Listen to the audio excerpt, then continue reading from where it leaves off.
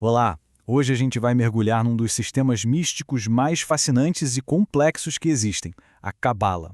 Pensa nela não exatamente como uma religião, mas mais como um mapa. Um mapa antigo, um guia que tenta decifrar a arquitetura secreta da nossa própria realidade. Para a gente começar, vamos pensar numa coisa. E se o universo não for só um caos de eventos aleatórios? E se tudo que existe ao nosso redor, desde as galáxias mais distantes até os nossos próprios pensamentos, fizesse parte de uma linguagem divina? Um código que está só esperando para ser decifrado? Pois é, essa é a premissa, o coração da Cábala. Ela olha para o cosmos e não vê um acidente, mas sim uma expressão inteligente, cheia de padrões e de um significado muito profundo. Então, o que é a Cabala, afinal? Bom, na sua essência, é uma tradição mística que nasceu dentro do judaísmo. E o próprio nome em hebraico já dá uma pista enorme. Cabala significa receber. A ideia é essa, de um conhecimento que é transmitido, uma sabedoria que é recebida, de geração em geração, de mestre para discípulo. Tudo isso com um objetivo bem claro, tentar entender a natureza de Deus, do universo e, claro, o nosso lugar nisso tudo.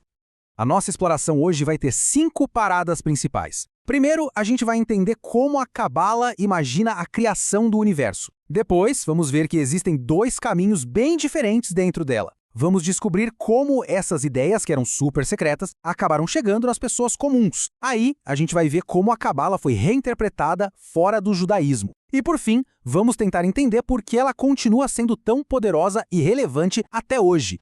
Ok, vamos mergulhar na nossa primeira parte, como é que a Cabala enxerga a estrutura do cosmos. A grande sacada aqui é que a criação não é vista como algo que aconteceu lá atrás e acabou. Não, é um processo vivo, contínuo, que está acontecendo agora.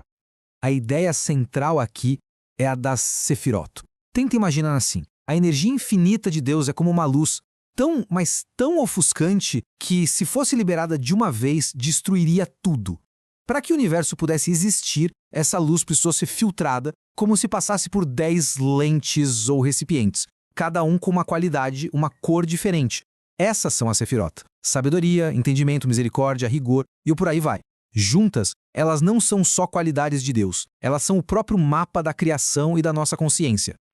Agora, uma coisa muito legal é que não existe a Cabala, uma coisa só. Dentro dessa tradição gigante, surgiram abordagens bem diferentes para se conectar com o divino. A gente vai explorar as 2 principais. Uma que foca no universo como um todo e outra que foca na experiência de cada um. De um lado, tem a Cabala luriânica. Pensa nela como um grande mapa cósmico. Ela coloca a gente como ator num drama universal de criação, quebra e, o mais importante, conserto. Do outro lado, tem a Cabala estática, que é um caminho bem mais pessoal. É quase um manual prático, um faça você mesmo espiritual, para que a pessoa busque por conta própria essa união direta com o sagrado. São 2 abordagens bem diferentes, mas com o mesmo objetivo final. Vamos começar por esse caminho cósmico. O grande arquiteto dele foi Isaac Luria, um místico incrível do século XVI. Ele viveu em Safed, uma cidade que na época era tipo o Vale do Silício da Cabala, um centro de estudos super vibrante. O Luria não inventou a Cabala, mas ele organizou as ideias de um jeito tão poderoso, tão genial, que a interpretação dele se tornou a mais influente de todas por séculos. A visão do Luria é um verdadeiro drama cósmico dividido em 3 atos. O primeiro é o Tzimtzum, ou contração. Para criar, Deus precisou primeiro se encolher, abrir um espaço vazio para que o universo pudesse existir. O segundo ato é a Shevirat HaKelim, a quebra dos vasos. A luz divina que preencheu esse espaço era tão intensa que os recipientes que deveriam guardá-la se estilhaçaram, espalhando faíscas de santidade por todo o universo, como se fossem cacos de luz. E é aí que a gente entra. O terceiro ato é o Tikkun Olam, o reparo do mundo. A nossa missão na vida é encontrar e elevar essas faíscas perdidas. Cada ato de bondade, cada gesto ético, não é só uma questão de moral, é um ato de reparo cósmico, é ajudar a consertar o universo. Olha que ideia poderosa. Agora, vamos dar a chave e ir para o outro caminho, o da experiência direta pessoal. O grande nome aqui é Abraham Abulafia, um místico do século XIII que propôs algo radicalmente diferente. Para ele, o foco não era entender o mapa do cosmos, era usar técnicas específicas para literalmente alterar a própria consciência e alcançar uma experiência mística que transforma a pessoa por dentro. E o Abulafia desenvolveu um método muito prático, quase uma tecnologia espiritual. A base de tudo era sua ciência da combinação de letras. Ele não via as letras do alfabeto hebraico como meros símbolos para escrever, mas como vibrações cósmicas, como blocos de construção da realidade. E, ao meditar e combiná-las de certas maneiras, ele acreditava que era possível reprogramar a consciência. Isso, junto com a recitação de nomes divinos, exercícios de respiração e até posturas corporais. E o objetivo final de tudo isso, alcançar o Devekut, um estado de adesão, de união total com a mente divina. Bom, essas ideias todas, tanto a do mapa cósmico quanto a do caminho interior, podiam muito bem ter ficado restritas a pequenos grupos de estudiosos, né? Mas, no século XVIII, elas simplesmente explodiram num dos movimentos espirituais mais importantes da história judaica e levaram a mística para as massas.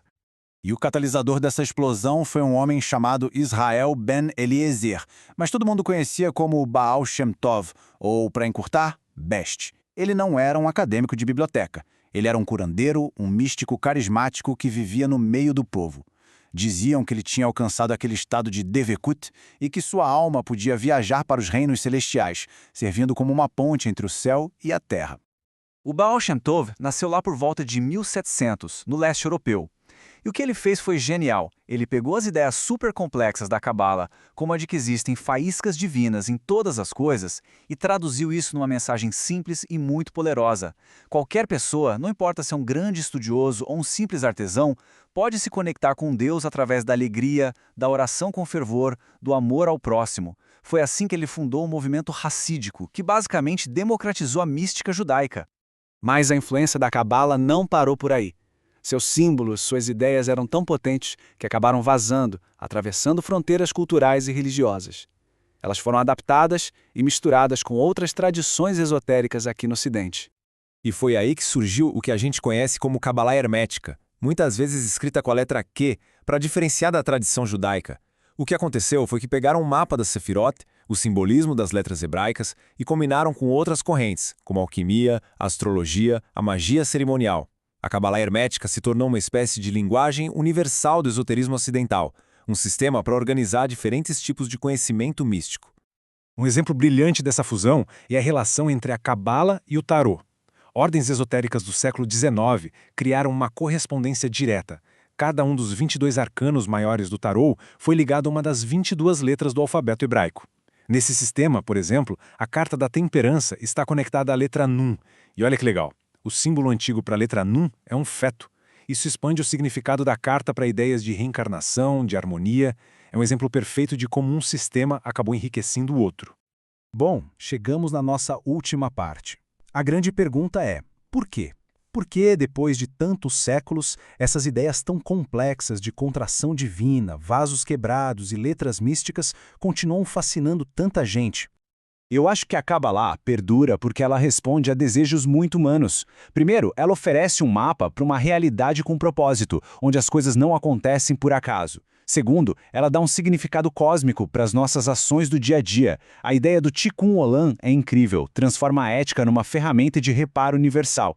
Ela também dá caminhos práticos para quem busca uma experiência espiritual direta. E por fim, suas estruturas simbólicas são tão ricas e flexíveis que puderam ser adaptadas e inspirar muitos outros sistemas. E essa busca por uma ponte, um elo entre o mundo visível e o invisível, claro que não é só da Cabala. A gente vê esse mesmo impulso em muitas outras tradições, como no rosacrucianismo, que tenta unir ciência e mística, ou no espiritismo, que estuda a comunicação entre os planos. Todas elas partem da mesma inquietação fundamental, a de que o mundo que a gente vê com os olhos não é tudo o que existe. Isso tudo nos deixa com uma pergunta final para refletir. Se a gente aceita essa premissa de que o material e o espiritual estão, de alguma forma, interligados, qual é o nosso papel nisso? O que serve como a nossa ponte? Para Cabala, a ponte pode ser um ato de bondade, uma meditação profunda ou o estudo de um texto antigo. A questão que essa tradição nos deixa ecoando é, para cada um de nós, qual seria essa ponte?